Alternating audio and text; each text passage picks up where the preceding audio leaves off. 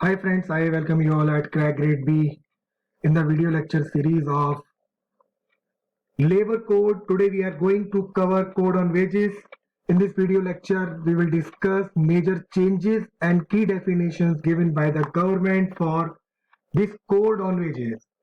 As we all know that minimum wage to all is a primary requirement of any society, and to cover each and every section of the society is the primary responsibility of the government. The third point, to avoid gender discrimination, is the primary focus of the government. So in this video lecture, we will see how the government reduced the multitude of the regulator, and the inspection environment is expected to become simpler with a faster resolution of the issue in relation to the compliance.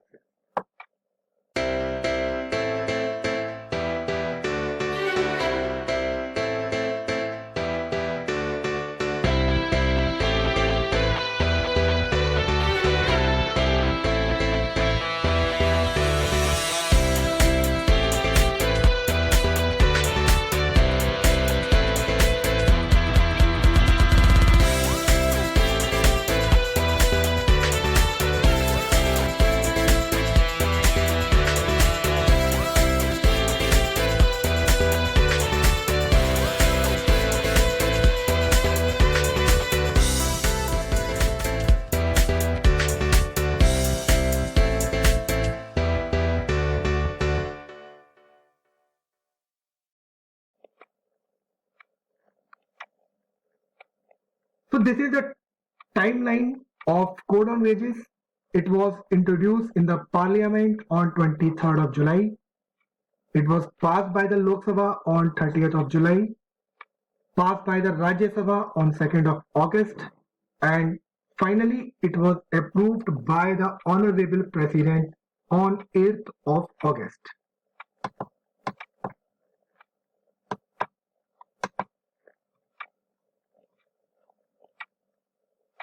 The first question comes in our mind, why the government has introduced this Code on Wages.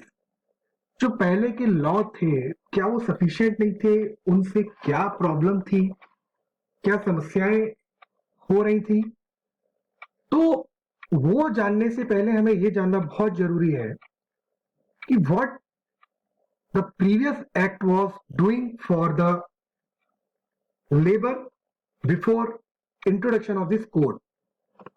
I mean to say here is that जो पहले के law थे उन laws में हमें क्या क्या चीजें मिलती थी लेबर के लिए,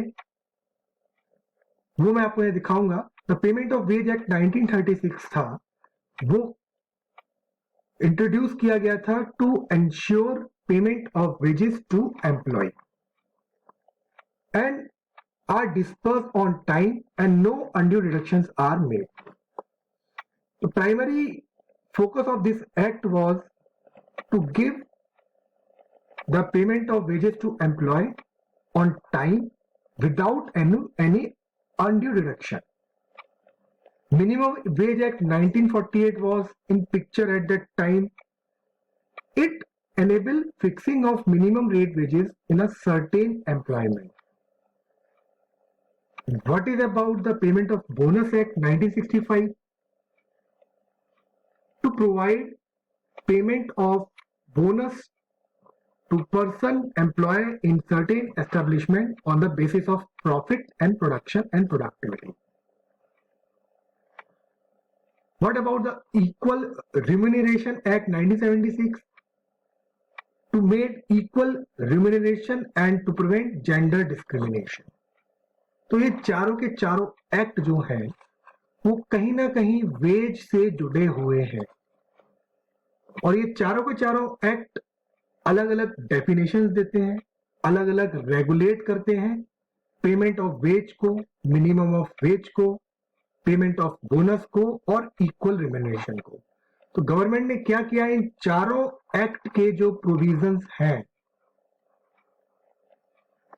उनको एक कोड में कन्वर्ट कर दिया गया है जिसको हम बोलते हैं कोड ऑन वेजेस. अब इसके बेनिफिट्स क्या क्या है वो आपको मैं अगली स्लाइड्स में बताऊंगा, बट यहां से हमें ये चीजें, एक आइडिया आपको लेके जाना है। The Payment of Wages Act, Minimum Wages Act, Payment of Bonus Act and Equal Remuneration Act 1976 जो पिक्चर में थे उनको कन्वर्ट कर दिया गया है कोड ऑन वेजेस में। क्लियर? नाउ छोटी सी स्लाइड में आपको कुछ चीजें दिख रही होंगी, उससे आपको इस पूरे कोड ऑन वेजेस को कैसे पढ़ना है उस इस स्लाइड से आपको क्लियर हो जाएगा। देखिए, there are 69 sections, total 69 sections हैं और 9 चैप्टर है। जो आपको मैंने प्रीवियस स्लाइड में जितने भी एक्ट बताए उन सारे के सारे एक्ट्स को 9 चैप्टर और 69 सेक्शंस में कन्वर्ट किया गया है। अब इन 69 जो सेक्शंस हैं, जो चैप्टर है 1 to 9, उसमें पहला चैप्टर है प्रिलिमिनरी, सेकेंड चैप्टर में मिनिमम वेजेस के बारे में बात की गई है, थर्ड चैप्टर में पेमेंट ऑफ वेजेस के बारे में बात की गई है, फोर्थ चैप्टर में पेमेंट ऑफ बोनस, फिफ्थ में एडवाइजरी बोर्ड सेटअप किया गया है, सिक्स्थ में payment of dues, claim and audit के बारे में बात की गई है, seventh inspector cum facilitator, eighth में ऑफेंसेस एंड पेनल्टीज के बारे में बात की गई है, और लास्ट जो चैप्टर है 57 to 69 सेक्शन जिसमें दिए हैं उसमें मिसलेनियस के बारे में बात की गई है। तो अब एक चीज देखते हैं यहां से। देखिए, सबसे पहली बात कि ये जो लॉ चेंज हुआ है उसमें एप्लीकेबिलिटी में कहां कहां चेंज आया है इस स्लाइड्स में मैं आपको बताऊंगा। अगर आपने ये सारे के सारे एक्ट पढ़ लिए हैं तो इट इज गुड, अगर नहीं पढ़े हैं तो आप यहां से आइडिया ले सकते हैं। फर्स्ट है the payment of wage act 1966।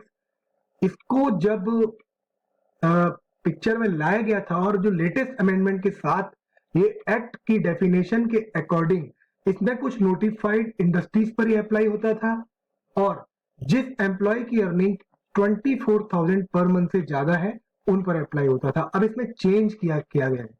जो कोड ऑन वेजेस है जो गवर्नमेंट ने अभी इंट्रोड्यूस किया है उसमें इस थ्रेशोल्ड को हटाकर एप्लीकेबिलिटी को के एरिया को वाइड किया गया है, डाइवर्सिफाई किया गया है। अब एप्लीकेबिलिटी ऑफ लॉज के अंदर सैलरी थ्रेशोल्ड को रिमूव कर दिया गया है, यानी कि 24,000 पर मंथ की जो क्राइटेरिया था, जो थ्रेशोल्ड था, उसको रिमूव कर दिया गया है। Now payment of bonus act 1965 कब एप्लीकेबल होता था? कोई इंडस्ट्री है जिसमें 20 या 20 से ज्यादा लोग काम करते हैं और एम्प्लॉय की अर्निंग 21,000 पर मंथ से ज्यादा है, उन लोगों के लिए अप्लाई होता था। अब इसमें भी ये सैलरी का थ्रेशोल्ड रिमूव कर दिया गया है और नंबर ऑफ एम्प्लॉयज को अनचेंज कर दिया गया, यानी 20 का जो क्राइटेरिया था उसको भी हटा दिया गया है। Now what about the minimum wages act 1948? ये शेड्यूल इंडस्ट्रीज पे लागू होता था बट किसी की सैलरी पर डिपेंड नहीं होता था कि इतनी सैलरी वाले को ही मिनिमम वेज एक्ट लगेगा। मिनिमम वेज एक्ट जो था वो शुरू से विदाउट थ्रेशोल्ड ऑफ सैलरी पर एप्लीकेबल था और आने वाले टाइम में या कोड ऑन वेजेस में भी इसमें इन्होंने इंडस्ट्रीज का जो क्राइटेरिया है, यानी कि शेड्यूल इंडस्ट्री जो वर्ड है उसको रिमूव करके concept of schedule industry word को उन्होंने रिमूव कर दिया है और ये made to applicable to all कर दिया है। नाउ इक्वल रिम्यूनरेशन एक्ट 1976, ये जो पहले के इसके प्रोविजंस थे, not depend on any industry, number of person and number of salary, इसके अंदर नो चेंज, जैसे ये पहले था वैसे के ही इसको आगे रखा गया है। तो ये था एप्लीकेबिलिटी ऑफ लॉज जो मैंने आपको बताया जो चेंजेस हुए हैं। अब देखते हैं फ्रेंड्स आगे। देखिए, what is the importance of this code on wages?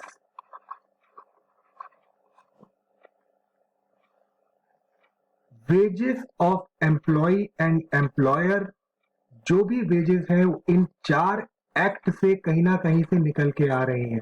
Minimum wage act minimum salary के बारे में बात करता है, पेमेंट टाइमली सैलरी और अनड्यू डिडक्शंस के बारे में बात करता है, इक्वल रिम्यूनरेशन, जेंडर डिस्क्रिमिनेशन को अवॉइड करता है और payments of bonus act productivity और प्रोडक्शन के हिसाब से बोनस देने के बारे में बात करता है। अब ये क्या करते थे, ये चारों एक्ट अगर अलग अलग तरीके से किसी भी इंडस्ट्री पर अप्लाई किए जाएंगे तो it will lead you towards uncertain implications, ambiguous interpretations, doubtful applications। Uncertain implications कैसे? मिनिमम वेज एक्ट कहता है कि नहीं मिनिमम सैलरी इतनी होनी चाहिए, लेकिन जब पेमेंट देने की बारी आती है तो minimum wage act payment of wage act के साथ ओवरलैप करता है। एम्बिगुअस इंटरप्रिटेशन, इक्वल एलिमिनेशन में उसने किसी भी इंडस्ट्री के बारे में बात नहीं की है, लेकिन मिनिमम वेज एक्ट के बारे में उसने बोला कि it will be applicable on schedule industry. अभी शेड्यूल इंडस्ट्री क्या होती है, तो इस एक्ट में कुछ और इंटरप्रिटेशन दिया है, इस एक्ट में कुछ और इंटरप्रिटेशन दिया है। डाउटफुल एप्लीकेशन, ये जो चारों एक्ट हैं एक दूसरे को ओवरलैप करने की कोशिश करते हैं। ओवरलैपिंग से जो एक एक्ट का सेक्शन है वो दूसरे एक्ट के सेक्शन पर इंपोज होने की कोशिश करता है, उसको साइड करने की कोशिश करता है। तो I mean to say here these all 4 acts जो लीड्स करते हैं towards uncertain implications, ambiguous interpretation, doubtful application, इन सारे के सारे एक्ट को अगर आप एक कोड में कन्वर्ट कर देंगे तो इस सारी की सारी चीजें जो है वो खत्म हो जाएंगी, इंप्रूवमेंट आ जाएगा, मल्टीट्यूड ऑफ रेगुलेशंस जो प्रोसेस है वो इंप्रूव हो जाएगी। अब सब्सिक्वेंट स्लाइड में बात करेंगे हम कि की चेंजेस क्या है इसके अंदर।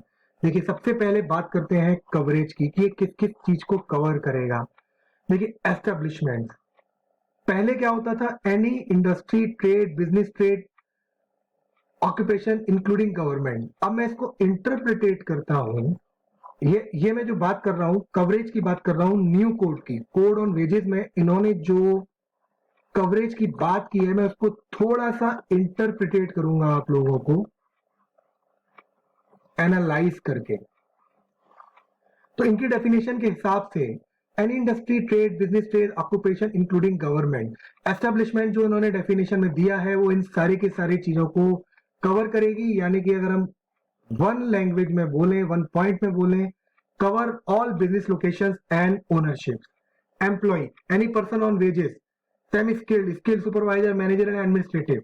अब ये सारे के सारे लोग इन्होंने एम्प्लॉय की डेफिनेशन में कवर किए हैं, बस इन्होंने एक चीज को हटा दिया है कि अप्रेंटिस को इन्होंने कवर नहीं किया है, और threshold for supervisory work also included excluded. Workers में manual, operational, skilled, semi skilled, journalist, salesman. अब इसमें कैच क्या है, workers who are working as manager, administrator and doing supervisory role with salary more than 50,000 is out from this। I mean to say workers जो है manual, operational, skill जो भी काम करते हैं, जर्नलिस्ट, सेल्समैन, बट अगर उनकी सैलरी 15,000 से ऊपर है तो वो वर्कर्स की कैटेगरी में काम नहीं आएंगे। अब इसका लॉस क्या होगा, देखिए सब्सिक्वेंट स्लाइड्स में आप देखेंगे कि वर्कर्स को जो जो बेनिफिट दिए गए हैं अगर वो वर्कर्स कैटेगरी से हट के दूसरी कैटेगरी में आ जाता है तो उसको लॉस क्या होगा। Now employer can be directly, indirectly, head of department, government, local authority। अब इसमें किस किस चीजों को निकाला गया है, ओनर और एजेंट को बाहर निकाल दिया है, लीगल रिप्रेजेंटेटिव को बाहर निकाल दिया, यानी कि किसी कंपनी का मालिक अगर उसका लीगल रिप्रेजेंटेटिव है तो उसको नहीं रखा जाएगा इस एम्प्लॉयर की श्रेणी में। इन केस ऑफ एस्टेब्लिशमेंट, ये बात मैं कर रहा हूं फैक्ट्री के केस में, लेकिन अगर कोई एस्टेब्लिशमेंट है तो लीगल रिप्रेजेंटेटिव जो है वो इंक्लूड किया जाएगा एज ए एम्प्लॉयर। यहां पर कोई डाउट हो तो आप मुझसे पूछ लेना कमेंट बॉक्स में जाके। मैं बोल रहा हूं बार बार कि अगर कोई फैक्ट्री का ओनर है तो फैक्ट्री का ओनर या एजेंट है तो उसको इस एम्प्लॉयर की कैटेगरी में नहीं रखा जाएगा according to the code on wages. अब ये बात मैं यहाँ पे क्यों कर रहा हूं कि अगर कोई पेनल्टी लगती है या कोई उस पर किसी तरह का केस होता है तो उस केस में ये क्लॉज, ये प्रोविजन जो कोड ऑन वेजेस में दिया गया है वो बहुत इंपॉर्टेंट होगा। तो यहां से हमें याद रखना है कि फैक्ट्री के केस में ओनर और एजेंट और लीगल रिप्रेजेंटेटिव को नहीं रखा गया है, but in case of establishment legal representative जो उस एस्टेब्लिशमेंट को लीगली रिप्रेजेंट कर रहा है उसको इंक्लूड किया गया है। ओके, अब बात करते हैं, देखिए डेफिनेशन ऑफ वेजेस में इन्होंने किस किस चीज को इंक्लूड किया गया है और किस किस को निकाला गया है, इस पर आप किसी भी तरह का ऑब्जेक्टिव क्वेश्चन फाइंड कर सकते हो। ये थोड़ा सा इंपॉर्टेंट है, यहाँ पर इसको याद रखना।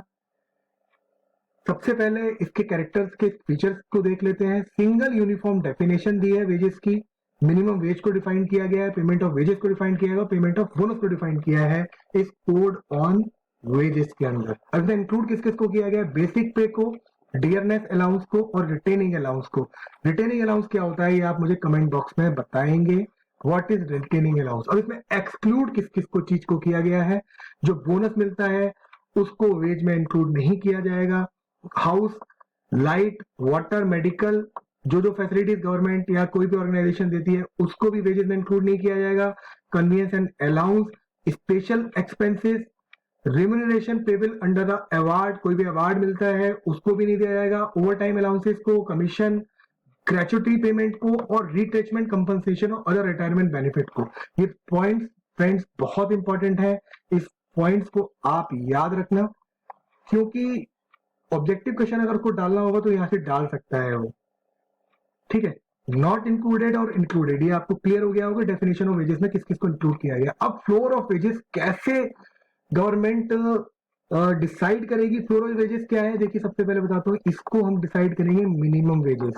ये क्या फंडा है कि सेंटर गवर्नमेंट एक वेज डिफाइन कर देगी पूरे ऑल ओवर इंडिया बेसिस पर, उसके हिसाब से स्टेट गवर्नमेंट इंडिविजुअली अपने यहां अपनी वेजेस डिफाइन कर सकते हैं, but not below then this floor wages.